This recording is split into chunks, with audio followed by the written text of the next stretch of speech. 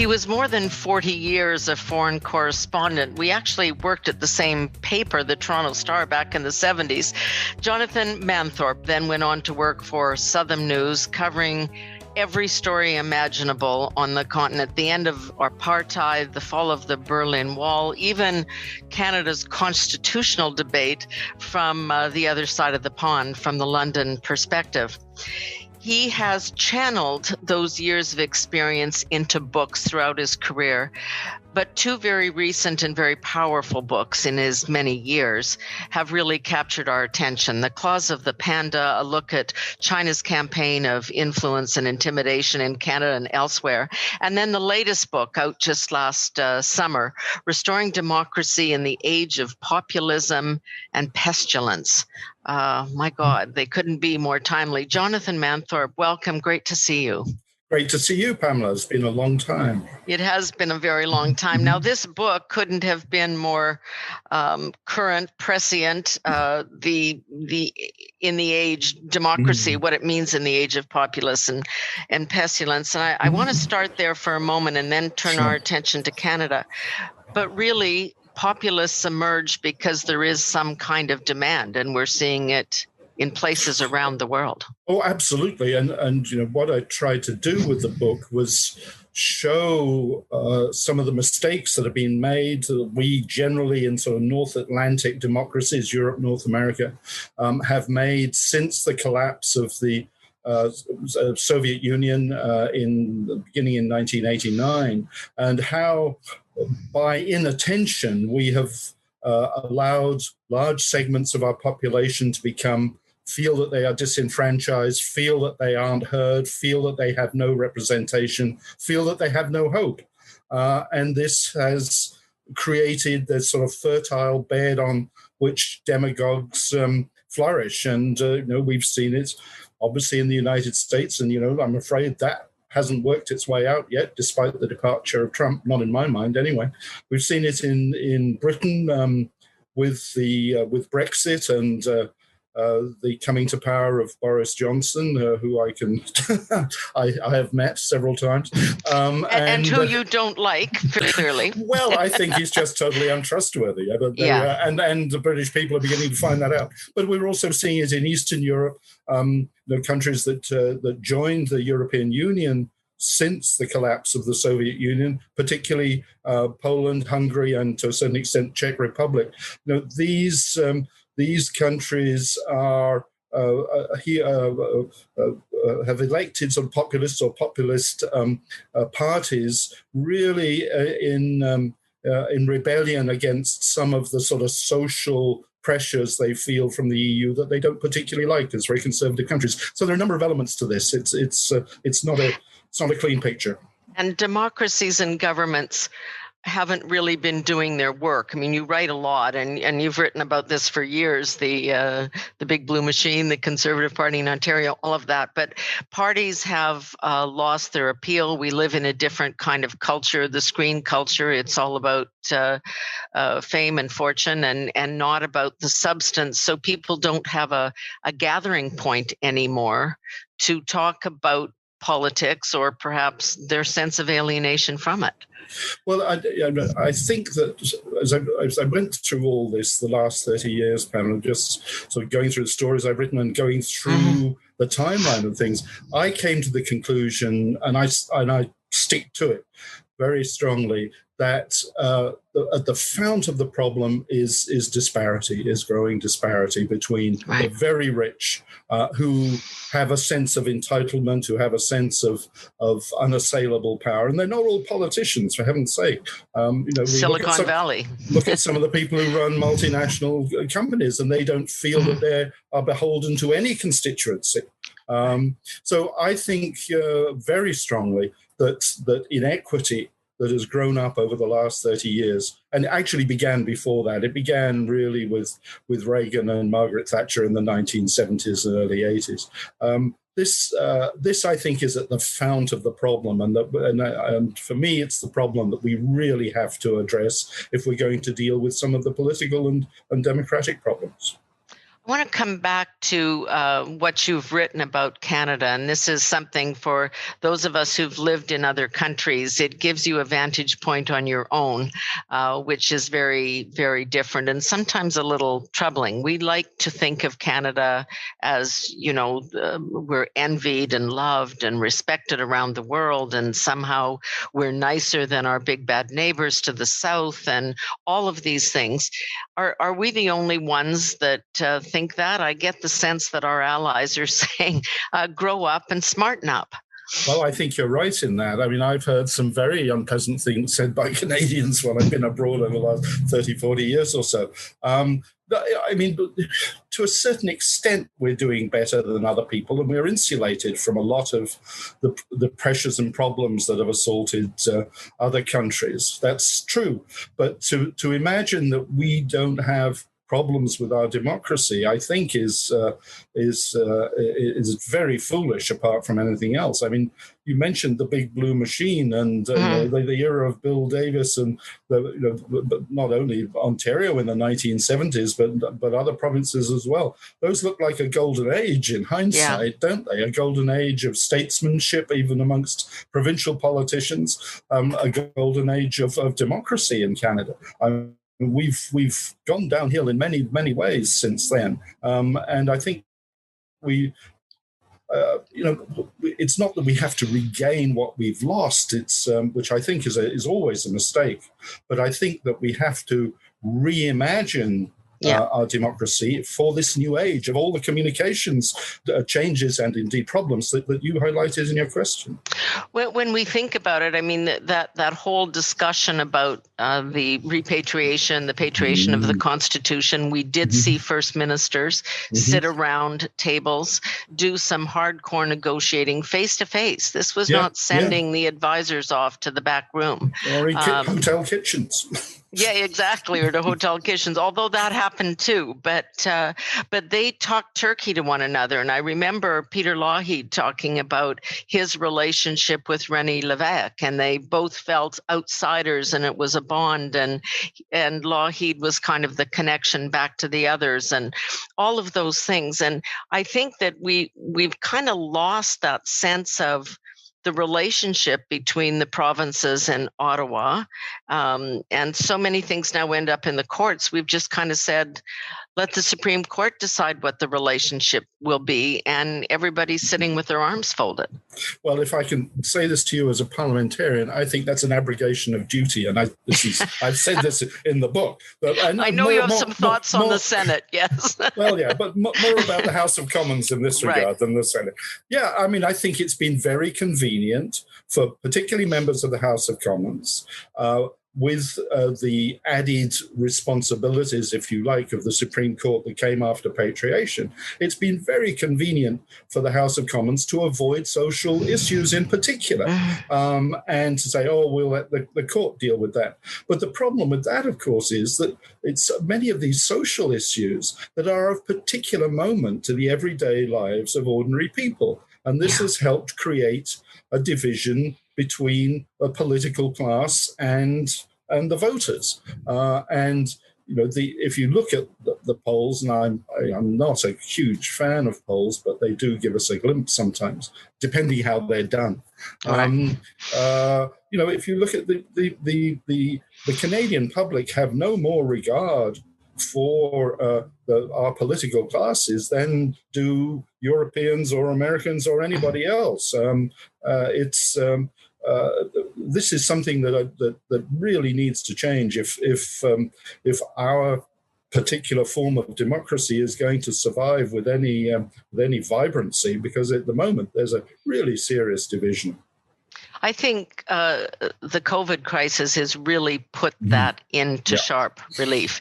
Yes, you can say to the federal government, it's your responsibility to have gotten the vaccine here and to make the tough big calls about borders and whatnot. But it's the guys on the ground, the men and women who run the provinces, who are supposed to deliver this into the arms of Canadians. And it just doesn't seem to be a connection point. Well, we don't have a national policy on this. We have a bunch of policies, and if you look at the traffic on social media in the last year, it points again and again and again to the problems in Canada of forging a national policy on anything. Yeah. On anything. I mean, we don't have a real amending formula. We don't have a substantial, fixed, understandable relationship between the federal government and the provinces. We never have, but we certainly don't now. We have a sort of agreement not to do anything, which it really is a bit of a mess. And something, as you say, like COVID has really exposed a lot of the chinks in our national construction and on many other things. For example, I think one of the things that we need to do very seriously when this is over is to rethink what are the essences of our national security. We can't produce vaccine. Yeah, we used to be able to. We used to have the Connaught Labs, but we don't have that, and we're now at the mercy of vaccine nationalism in Europe and in the United States. And in China, as you mentioned. Of course. No, I think that's really an important point, because we let that slide. We can fight about whether or not we should have made decisions faster, and whether or not the PPE should have been, housed in warehouses ready for the pandemic that would inevitably come. But it really is larger than that, because if we can't even distribute vaccines, then how do we distribute in some other crisis food? Or what do we do about energy if we don't have national orders or delivery systems? Like, this is a huge problem. Yeah, and we need some. It's easy to talk about sort of national conversations, and it's very difficult to arrange them in any meaningful way. Almost impossible. But I do think that it would be a good idea to find some way of discussing some of these issues when COVID is over, because it has presented us with a picture of a lot of the cracks and fissures in our national makeup, and we need. This is not going to be the last pandemic. We're in an age of pandemics. Pandemics go hand in hand with globalization, and the first one was HIV/AIDS back in the mid 1980s, and we've had a whole succession of them since then, and we're going to get more.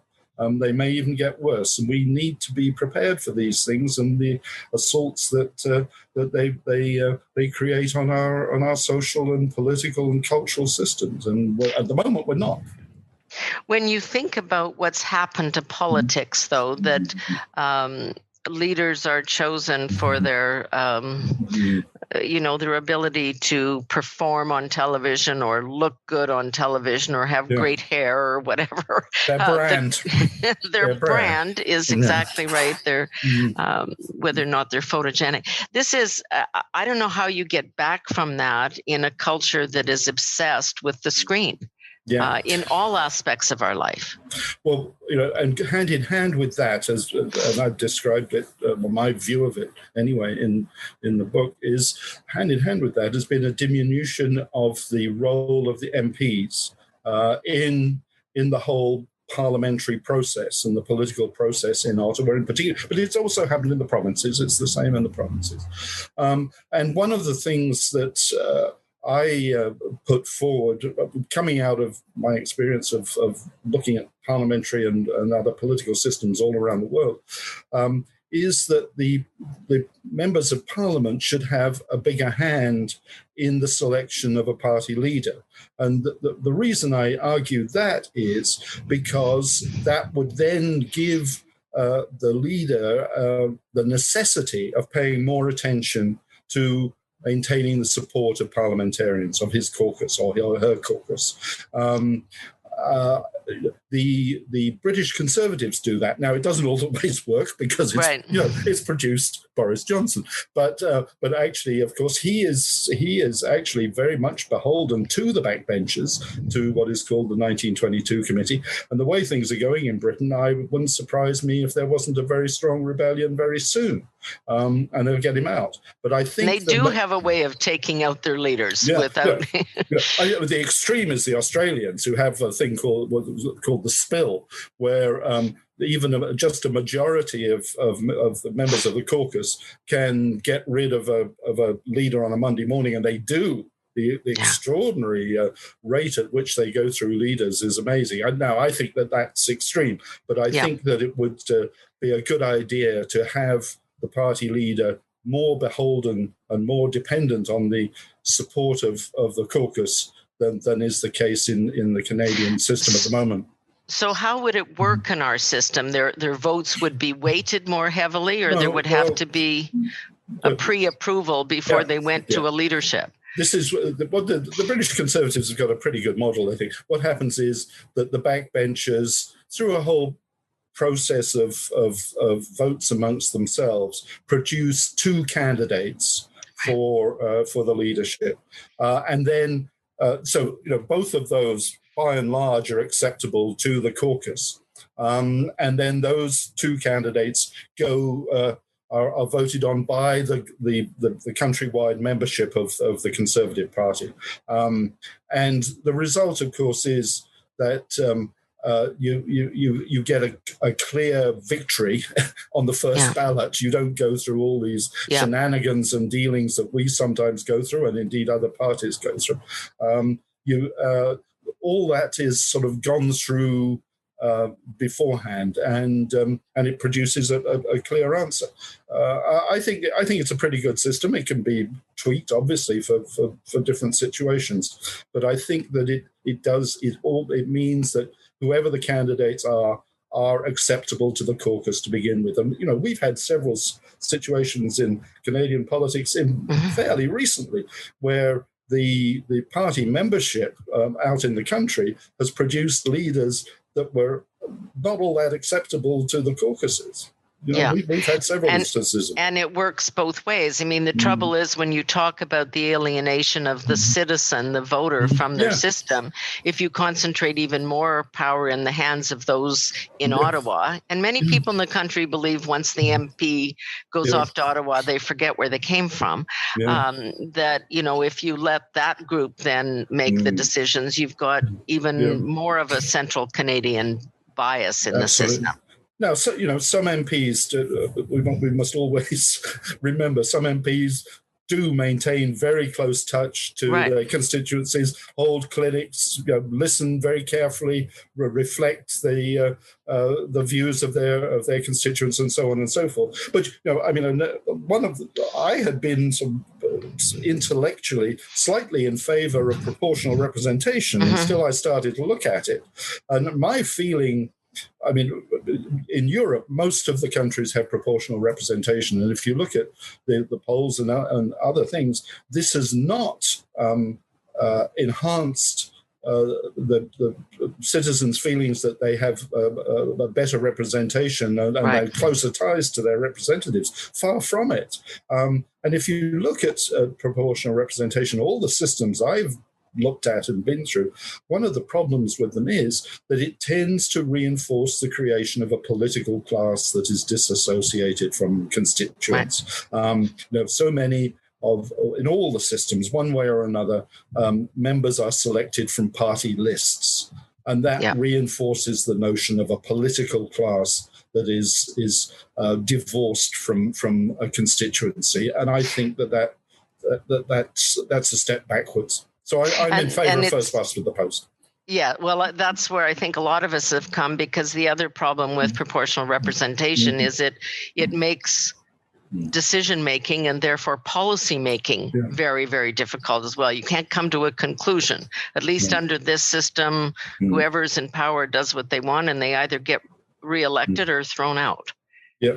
I mean, I think one can have parallel organizations. For example, you referred to the Senate, and I wrote a piece in for the Vancouver Sun a couple of weeks ago suggesting that the Senate could become a house which looks to the future. One of the problems, of course, is that because we need to make decisions, we have a short election span, and governments tend to be very nearsighted. But in this day and age, we need to be able to look as clearly as we can and as far as we can in the future, because change comes at us so rapidly. So what do you mean by that? You want the Senate and its committee structure to not have the role of check and balance on legislation, but to contemplate new issues? Well, I think a check and balance in another way.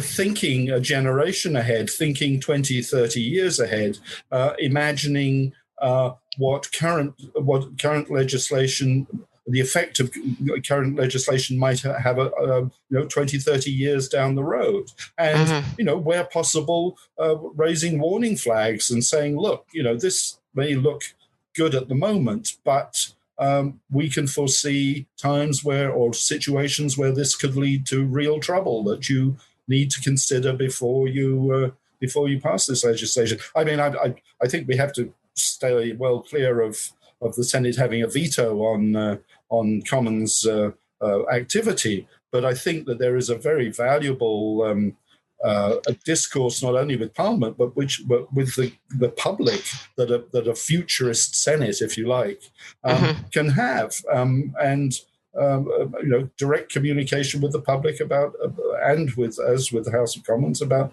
stuff that's coming up over the horizon at us.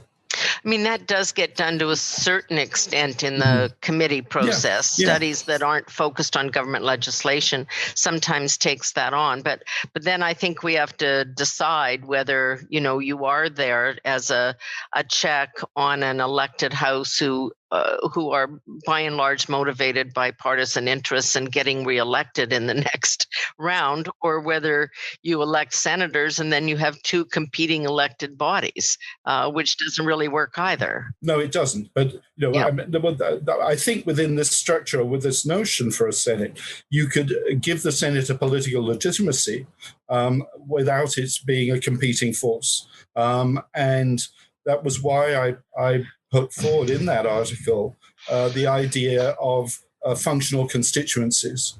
So one would have an elected Senate, but they would be, elected. And I used the example of Hong Kong, where there are elections on functional constituencies, where you have leaders of the legal profession, the medical profession, education, engineering, financial services, so on and so forth. People who are very eminent in those particular aspects of society, and it goes into arts and all aspects of society. So a Senate made up of people from those kinds of functional constituencies, but with a mandate to look at current events in the framework of where society, where technology, where politics is going in the future, and being able to talk directly to the Canadian public and to the House of Commons about what they see coming. I think that could be valuable. The last point on this discussion, but it rolls into the clause of the Panda and our relationship with China question is a point we started with, that this naivete that we have about our role in the world and how helpful and smart and insightful we are has actually really, in my mind, and I want to hear your view on this, I've read the book, but our naivete about our relationship with China, that sometime we still have the view of, the missionaries or Pierre Elliott Trudeau in the 70s, that this is just some, third world country that's moving up and we need to help them out. They're eating our lunch. Yeah. Well, quite significantly, this new book, Restoring Democracy, came out of clause of the Panda, and it came out of in a very particular way. In June, as a result of the clause of the Panda, in June of 2019, I was invited to take part in a conference on regional security held in Taiwan. Now, I reported on Taiwan for many years, and so Right. I know the president, Tsai Ing-wen, from the days when she was a civil servant, a very senior civil servant. I was talking with her after the conference, just before coming home, and this was in the run-up to their election in January 2020. And from all I'd read and heard while I was there, it was very evident that the Chinese Communist Party was making the same sort of attack on her and her party and on politics in Taiwan as they do here. And we were talking about it, and I was asking her, how does a democracy deal with that kind of attack? And she was saying, it is really difficult because the first instinct, of course, is to abandon some of your democratic beliefs and credentials. But then, of course, you play their game. Right. So the difficulty is, how do you sustain freedom of speech, freedom of association, and all those other things that we believe in, while fending off these attacks? And I came back and talked with my editor and publisher, Mark Cote, about this, and he said, "There's your book, go at it." Yeah. But it is true, and we have been extraordinarily naive in our dealings with the People's Republic of China and the Chinese Communist Party, going back really to the 1940s, when Zhou Enlai, who was Mao Zedong's right-hand man, came across Canadian missionaries, particularly in Sichuan province, in Chongqing and Chengdu, and they were mostly sort of left-leaning United Church missionaries, and he quickly, and several of them were kids who had been born in China and therefore spoke Chinese and were well versed in Chinese culture. And he realized that here was a very useful window into the international world for the Chinese Communist Party, and he played them very well. He established a fairly firm network of connections amongst particularly kids, but also missionaries. And several of these people, after the Second World War, became eminent and institutional in the formation of Canada's foreign policy and foreign policy establishment after the Second World War. And that was the beginning of it. And we spent decades talking about how wonderful Dr. Norman Bethune was, which he was, but again, a very simplistic. Well, if you look at the history of Norman Bethune, yes, there were aspects of genius, but there were also some pretty dark downsides to him. The Chinese Communist Party version of Norman Bethune has been made acceptable for children. A lot of the story wouldn't go on prime time, I can tell you. Yes, we won't discuss that at this moment, but you're absolutely right. That is. So let us look at today, because the Chinese are being declared by anybody. I've got reams of paper here saying that they are the huge security, the largest security threat to us at this point, far exceeding the Soviet Union or Iran at this point, that they are infiltrating our universities. We're seeing in the United States how they've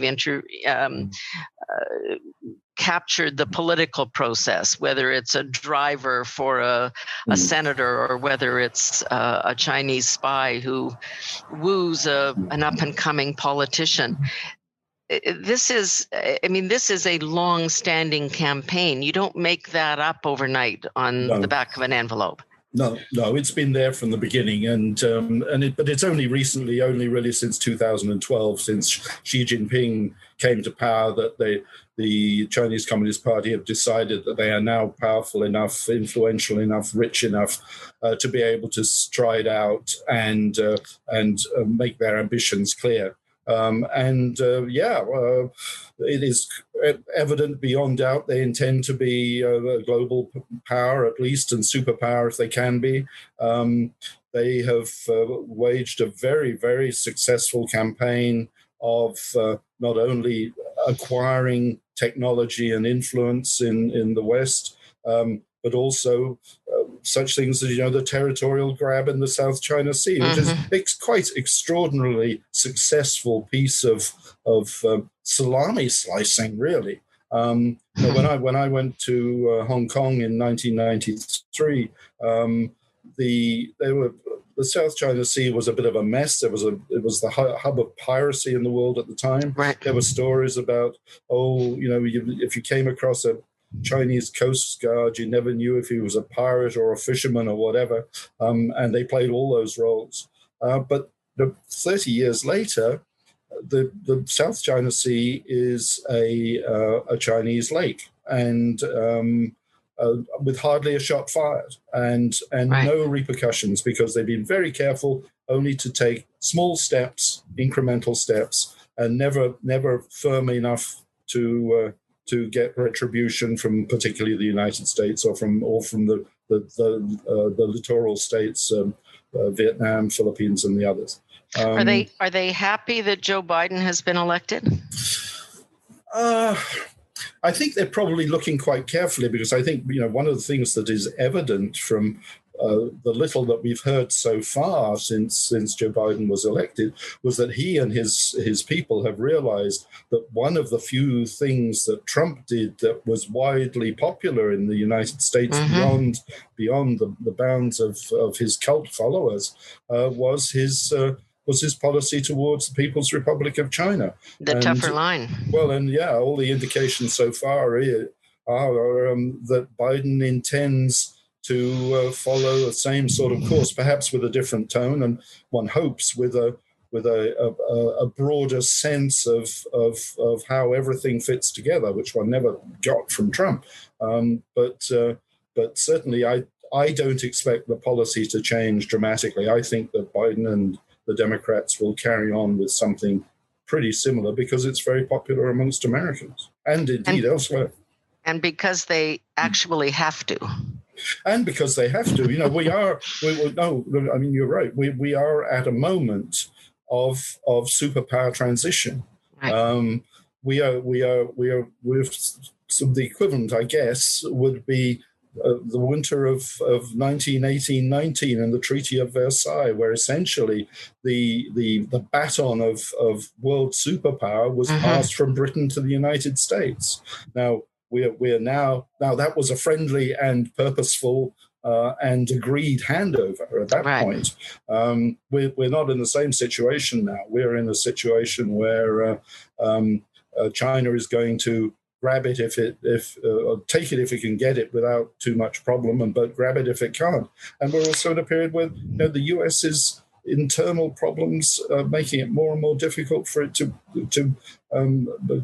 keep the same stance on the world as it's had for the last 50, 60 years or so. Give us your take on the Huawei situation and the two Michaels. No. This is a hugely fraught thing. Let me say, first of all, my first instinct, and this happened just as the book Claws of the Panda was coming out, and so right. It was the most, in terms of publishing, it was the most extraordinary piece of good fortune, because the Huawei affair has cemented and shown to every Canadian and other people exactly what I was talking about in the book. So I wished it had happened earlier. I mean, we needed this sort of crisis to wake up Canadians, focus our attention, focus our attention on the relationship. And what the Huawei affair has really shown is that we have no common values with the Chinese Communist Party. We cannot have the sort of relationship with Beijing under the Chinese Communist Party that we can have with other countries in Asia. Now, a good example is, say it had been senior executive of a Japanese or a South Korean company that we had detained on behalf of the U.S. Department of Justice. There would have been friction. There is no doubt. But there would not have been the crisis in the relationship that we have seen with China, whose first instinct was to take hostages. And we can't have a reasonable relationship with any country whose first instinct when there's a problem is to take hostages. Now, there is a real problem about what to do about the two Michaels. We are confronted, on the one hand, with the necessity for maintaining our adherence to the rule of law and the independent judiciary. And I think perhaps more important at this juncture, that when we sign an international treaty, as we have with the United States on extradition, that we stick to it. If we're entering a world where the US is a shrinking superpower, we are going to be depending more and more on our relationship with other middle powers. And we need them to trust that when we sign a treaty or make an agreement, we stick to it. So I think that of the issues involved in the Huawei affair, the business of sticking to the treaty is, in the long run for Canada, the most important. That said, we need to get the two Michaels out of there. Now, how we do it, I really am perplexed. I mean, I've got good friends who say, look, maintaining Canada's international reputation for keeping its word is more important. They, I'm afraid, are collateral damage. That's true. I wish it wasn't true. Yeah. I wish it wasn't deeply. But it reinforces every day the sort of country and the sort of regime we're dealing with. Let me take away country, because I think a crucially important thing for us Canadians, where we have 1.5 million people in Canada who are of ethnic Chinese heritage. We need to remember we're talking about the Chinese Communist Party and the People's Republic of China, Chinese people. not China. Absolutely. And we need to keep that always firmly at the front of our mind. But I don't know how this ends. We'll see if Biden is prepared to drop the charges against Meng Wanzhou. But I'm afraid that whatever happens, the Chinese Communist Party will not give the two Michaels back easily. They will want to maintain the fiction that this was not a hostage taking. Right. So I'm afraid we have some time to go on this. I wish I could be more optimistic. No, I mean that there doesn't seem to be reason, and then it influences everything else. We're watching what the Chinese are doing with the Muslim population, the Uyghurs, and we're and Hong Kong, Hong Kong, Hong Kong's a Canadian city. Exactly, and we're prepared to employ the Majinsky, sanctions in other situations, which, if this wasn't China, we'd be doing in a nanosecond. Well, I think we should, and I think that we should. Beijing has in Canada about as many, if not slightly more, diplomats, so-called diplomats, as the United States. There is absolutely no reason for that. Many of them are what are called two-hatted, means that they're basically security agents, they're intelligence agents of one sort or another, or they're there to intimidate Canadians or to keep tabs on Chinese students at Canadian universities and colleges. We should expel a whole slew of them. And why we're giving them security contracts in our embassies is also troubling. That's nonsense. And why are we training? Chinese policemen at a college in Vancouver? I mean, this is why are we training or doing joint exercises with Chinese troops? In the military. This is all nonsense. The issue that is really, and again, as you say, it's all about timing in terms of what grabs the public attention and allows them to understand a complicated issue in another way. This whole discussion, and it was back in December, this is about the vaccines. I mean, we're sitting here with a crisis at this moment. It may or may not be relieved over the next couple of weeks as new players come on the market. But we can't open our businesses until people are vaccinated, and that's a crisis. So we've got now this situation where we were entering the National Research Council with Prime Minister Trudeau's endorsement, entering into creating a vaccine with the Chinese, and then surprise, they had production delays, and we don't get any. I mean, this is again this question. It's not just naivete. This is costing lives. Absolutely, and this goes back to we were talking about a bit earlier how the need once this pandemic is over is to keep a tally of the things this has taught us and that we need to address. And we clearly need to have the capacity to produce vaccines. We used to have it with the Connaught Labs. We need that again. We also need to really examine what the hell goes on in our senior care homes and care homes generally.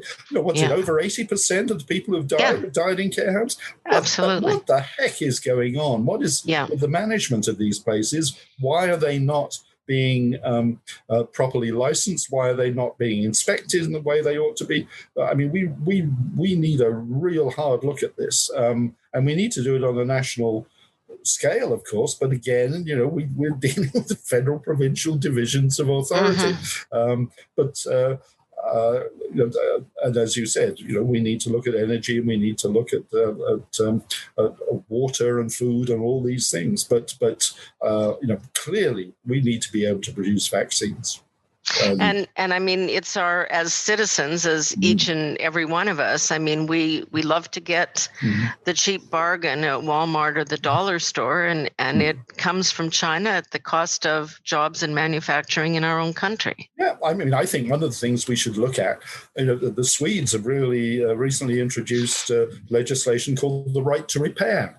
And this means that any product, and particularly mechanical or appliance on the market, has to be capable of being repaired. Most of the stuff we buy now isn't. Wow. I think that's. But I mean, remember all the jobs that there used to be in the maintenance and upkeep of appliances of one sort or another that have all disappeared because when the fridge or the stove or the laptop or whatever is over, you don't repair it, you chuck it out, and that's not a very sensible economy in this day and age. But also, a lot of the stuff when it arrives doesn't work anyway. I remember I bought a coffee machine for my daughter-in-law many Christmases ago, and when she opened it on Christmas Day, it didn't work. So on Boxing Day, I took it back to the big box store where I bought it and got a new one. And I was talking with the guy behind the counter, and he said, "Go out in the back and look at the garbage pile of stuff."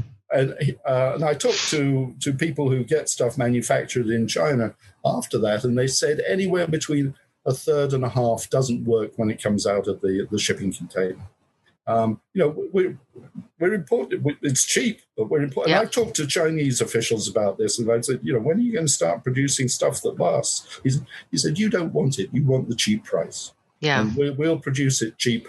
But no, it won't work after a while. But that's not what you want. You want to pay very little, and for it to be able and not have to pay large amounts of money for it. But can we afford this in our Western economies? I mean, we're watching President Biden talk about Buy America. Every president tries that at some point or another, depending on the crisis.